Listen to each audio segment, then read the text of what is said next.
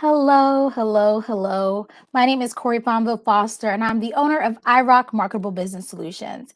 And at iRock Business Solutions, we are here to teach leaders how to infuse confidence based learning to foster higher levels of self and team efficacy.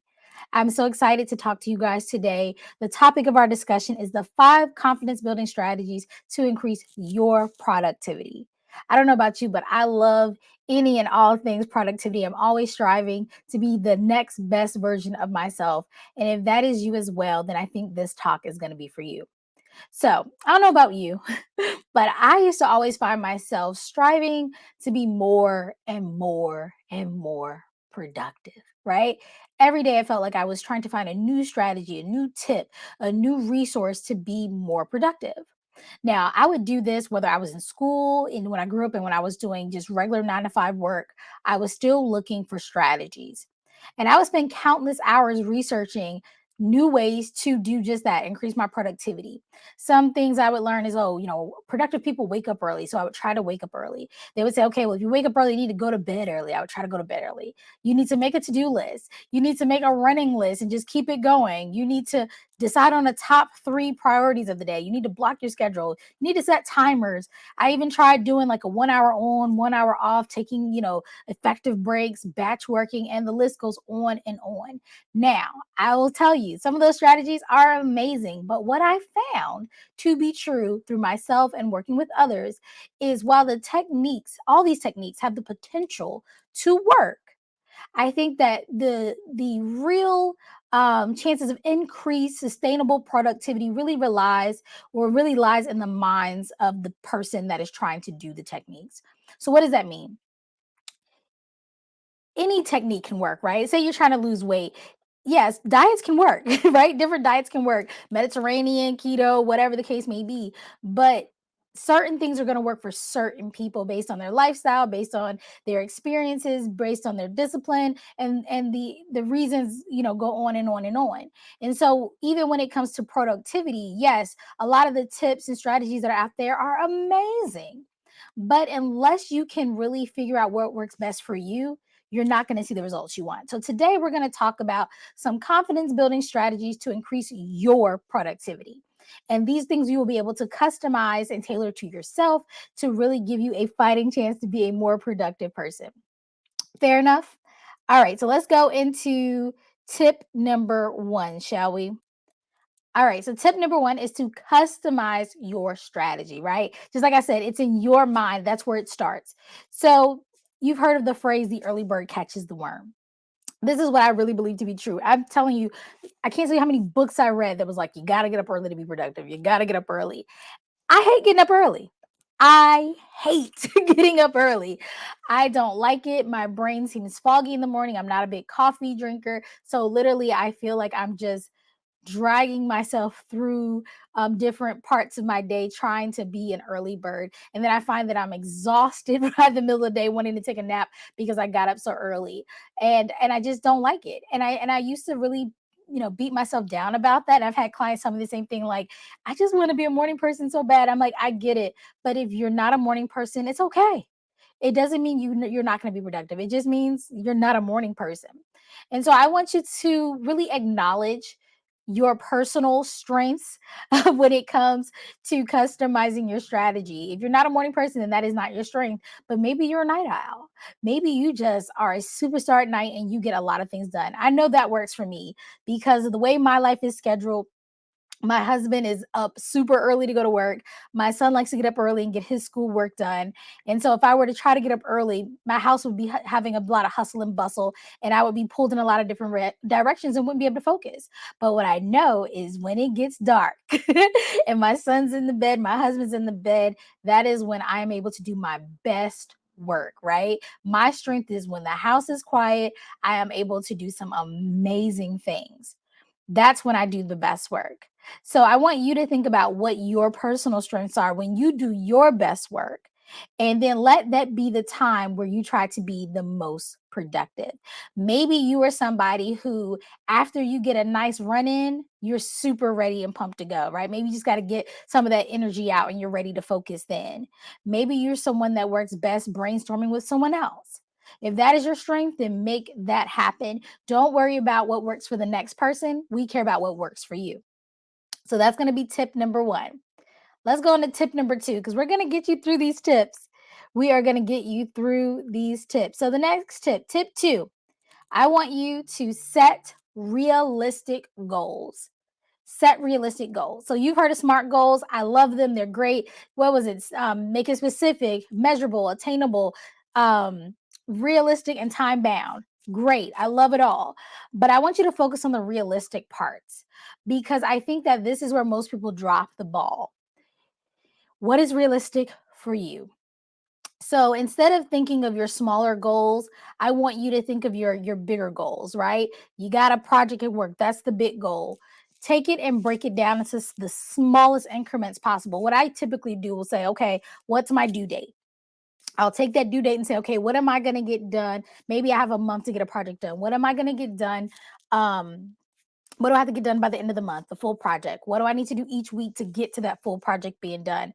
And then I take it even further. What do I need to do every day to get that done? And then even further, what time of day do I need to do these pieces to get it done? Because I'll tell you this, it's a lot easier to have a bad moment than it is to have a bad week or a bad month or a bad quarter. Right? Because if you've ever had a big project and you realize that for some reason, somehow things have just gotten in the way, and now you're cramming at the end, oftentimes that's not going to be your best work and you're going to be frustrated and you're going to be stressed. And who wants that? We want to be able to use our time wisely. Nobody wants that in our lives. So, and also while you are cramming for the thing that you were supposed to have already gotten done, other items are getting pushed back. And that just makes a snowball like cascade of chaos. And so we don't want that. So I want you guys to start thinking about, again, breaking down that goal, the end result, into the smallest pieces possible. Because, say, for instance, I know that on Monday I have to do the outline for my project, and Monday comes and my boss pulls me into a meeting and I don't get to do it. Well, guess what? I've only missed a day. I can make that up tomorrow. Versus if I waited and now the project is due tomorrow and I'm trying to make the outline and my boss calls me into the office, now I'm very stressed because I may or may not be able to get done on time. So we just have to be smart and be very realistic about what we can and cannot do and make sure we break it into the smallest increments so that we're giving ourselves a little bit of grace, right? A little bit of a window to have issues come up without causing everything to kind of be pulled out of whack. Fair enough? All right, so let's go to tip number three. Yes, I want you to be your biggest cheerleader. I find that a lot of times when I work with clients and I go into companies, they tell me about how they enjoy their job overall, but they don't enjoy the process sometimes. They're like, I enjoy being able to present with the group and do these different projects, but the process really stresses me out and I don't like, this aspect or that aspect. And what I find is that they're always waiting for the end result. They're waiting for the round of applause after the presentation. They're waiting for the paycheck after, they've done their job well done. Celebrate the small accomplishments along the way. Celebrate that outline getting done on time. Okay. That's what we need to celebrate. Celebrate you showing up every day and doing the things you say you're going to do. Right. And I'm not saying your job's going to be super exciting every piece, every moment. But when you realize that if you change the way you think about the work you're doing and you really do stay present and focus on each piece of the journey, you will enjoy it a lot more. Because, of course, there's always going to be aspects of our job that we wish we could change. But if we at least are acknowledging the amazing things we're doing along the way to get to that end result, whether it's that paycheck, whether it's that round of applause, that recognition, that raise, we are going to have a lot more of a pleasant experience. And when we have more pleasant experiences, we will find that we will be more productive just as a result of enjoying what we do. So I encourage you to, again, be your biggest cheerleader, limit the negative self-talk, and just celebrate those little wins. We are going through these. We're almost done. We're almost done. All right, so let's go on to number 4 real quick. So number 4, I like this one. It's fake it until you become it. We talked about, you have this goal of what you want to do, whether it's like be a morning person or what have you. Some of you have some really cool goals. Maybe you want to be in the top rankings of your company. Great, great, great thing.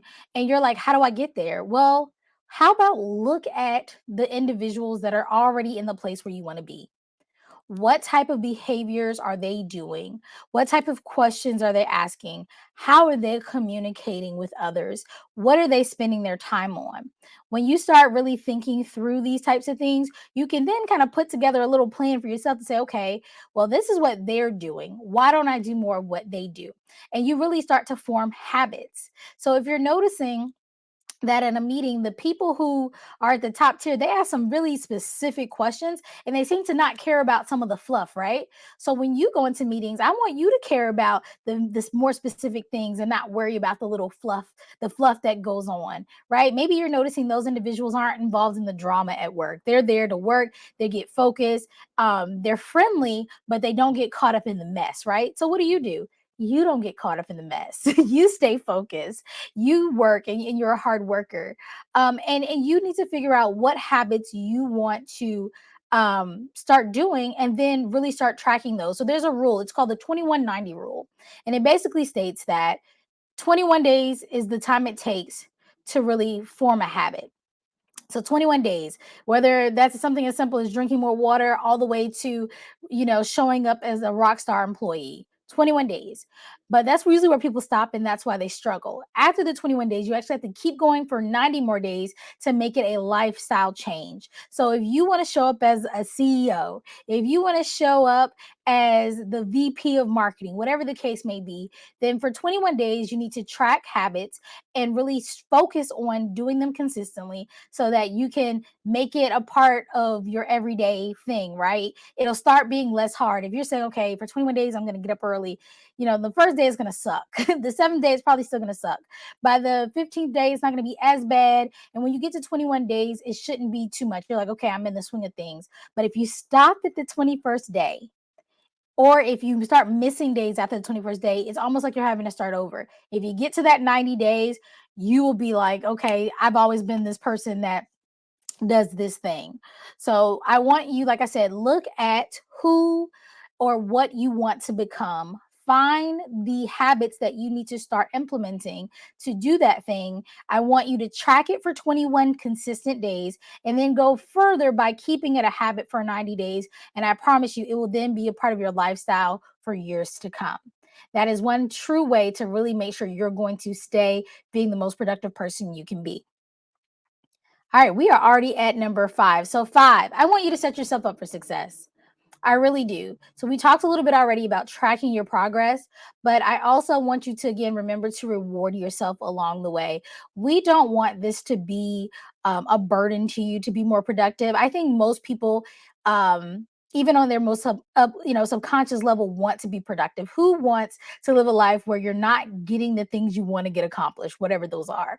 But if you're not tracking what you're trying to do, if you're not setting goals and trying to achieve them, if you're not making habits a lifestyle, you are really going to struggle throughout this process. So do these tips so that you can set yourself up for success. And like I said, make this a part of your everyday life, and you will see a continuous amount of sustainable productivity.